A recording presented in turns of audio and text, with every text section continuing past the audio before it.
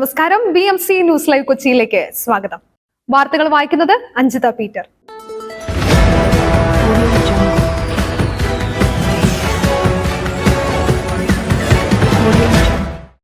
ഈ വാർത്തകൾ നിങ്ങൾക്കായി അവതരിപ്പിക്കുന്നത് Leotech solar solutions, Trivandrum, Ernakulam, Thrissur, Kannur, Chennai and Coimbatore.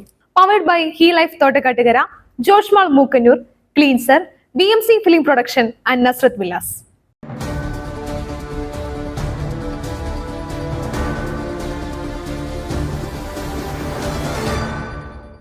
വിങ്ങിപ്പൊട്ടി ഉറ്റവർ വിട ചൊല്ലി നാട്. ആമയിഴഞ്ചാൻതോട്ടിൽ വീണ് മരിച്ച ജോയിയുടെ മൃതദേഹം സംസ്കരിച്ചു.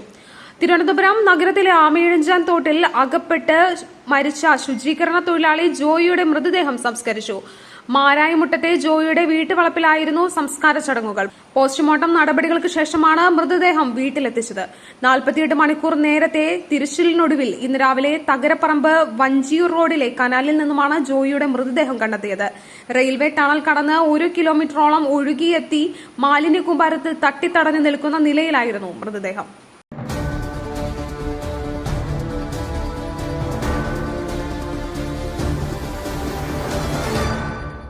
എല്ലാവരും കൈമയും മറന്നു പ്രവർത്തിച്ചു, എന്നിട്ടും ജോയിയുടെ മരണത്തിൽ മുഖ്യമന്ത്രി. ആമയിഴഞ്ചാൻതോട് വൃത്തിയാക്കുന്നതിനിടെ ഒഴുക്കിൽപ്പെട്ട് കാണാതായ ജോയിയുടെ മരണത്തിൽ അനുശോചനം രേഖപ്പെടുത്തി മുഖ്യമന്ത്രി പിണറായി വിജയൻ. കുടുംബാംഗങ്ങളുടെ ദുഃഖത്തിൽ പങ്കുചേരുന്നുവെന്ന് മുഖ്യമന്ത്രി പറഞ്ഞു. ഫേസ്ബുക്ക് കുറിപ്പിലൂടെയാണ് മുഖ്യമന്ത്രി അനുശോചനം രേഖപ്പെടുത്തിയത്.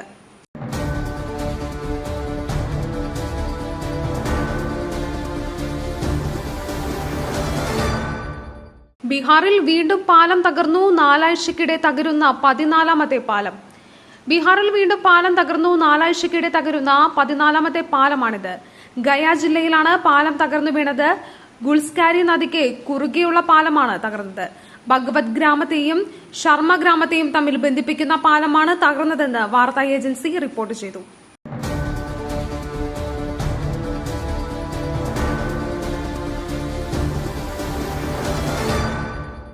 വയനാട്ടിൽ രാഹുൽ ഗാന്ധിക്കെതിരെ ആനി രാജ മത്സരിച്ചതിൽ CPI-യിൽ ഭിന്നത.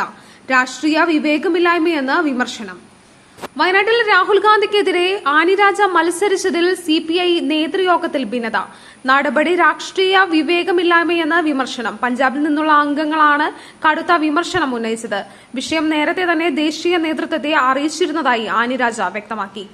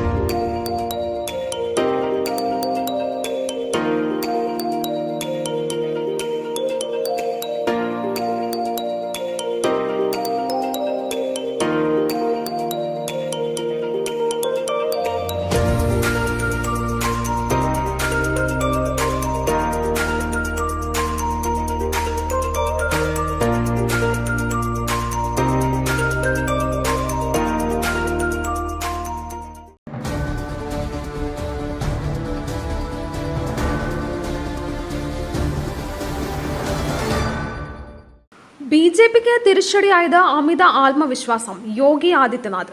2024 ലോക്സഭാ തെരഞ്ഞെടുപ്പിൽ BJPക്ക് തിരിച്ചടിയായത് അമിത ആത്മവിശ്വാസമെന്ന് ഉത്തർപ്രദേശ് മുഖ്യമന്ത്രി യോഗി ആദിത്യനാഥ്.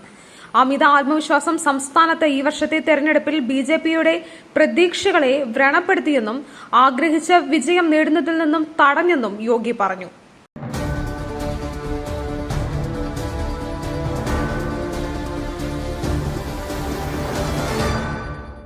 രോഗി ലിഫ്റ്റിൽ കുടുങ്ങിയ സംഭവം 3 ജീവനക്കാരെ സസ്പെൻഡ് ചെയ്തു.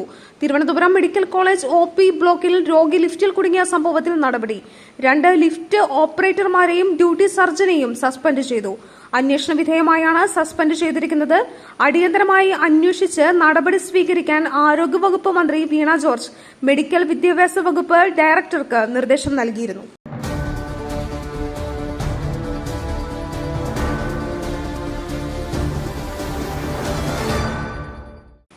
BDJS അംഗം UDFന് വോട്ട് ചെയ്തു. കോട്ടയം കൂരോപ്പട പഞ്ചായത്ത് ഭരണം LDFന് നഷ്ടമായി. കോട്ടയം കൂരോപ്പട പഞ്ചായത്ത് ഭരണം UDF പിടിച്ചെടുത്തു. പഞ്ചായത്ത് പ്രസിഡന്റ് സ്ഥാനത്തേക്ക് നറുക്കെടുപ്പിലൂടെ UDFിൽ നിന്നുള്ള കോൺഗ്രസ് അംഗം തെരഞ്ഞെടുക്കപ്പെട്ടു. പ്രസിഡന്റ് സ്ഥാനത്തേക്കുള്ള തെരഞ്ഞെടുപ്പിൽ BDJS അംഗം UDF വോട്ട് ചെയ്തതോടെയാണ് നറുക്കെടുപ്പിലേക്ക് പോയത്. കോൺഗ്രസിന്റെ അമ്പിളി മാത്യു ആണ് പ്രസിഡന്റായി തെരഞ്ഞെടുക്കപ്പെട്ടത്.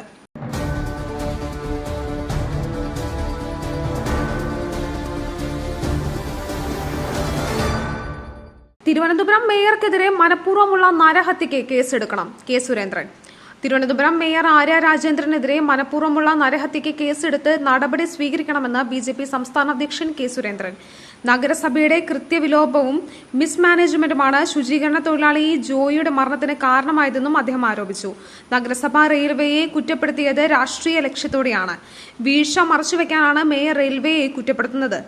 ലാഭമുണ്ടാക്കുവാൻ വേണ്ടി ഈവന്റ് മാനേജ്മെന്റ് പരിപാടി നടത്താൻ മാത്രമാണ് നഗരസഭയ്ക്ക് താൽപര്യം. തിരുവനന്തപുരം മേയർ ധിക്കാരവും കഴിവുകേടും നിറഞ്ഞ ആളാണെന്ന് ആരോപിച്ച BJP അധ്യക്ഷൻ സർക്കാർ 1 കോടി രൂപ ജോയിയുടെ കുടുംബത്തിന് നഷ്ടപരിഹാരം നൽകണമെന്നും ആവശ്യപ്പെട്ടു.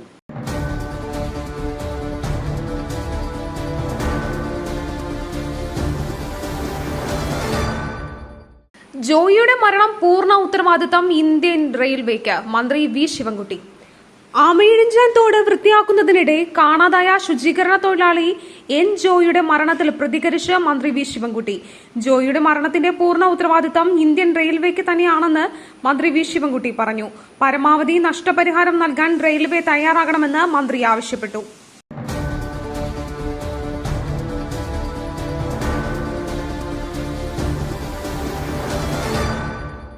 മറ്റൊരു വാർത്തയുമായി കണ്ടുമുട്ടുന്നതുവരെ നന്ദി, നമസ്കാരം.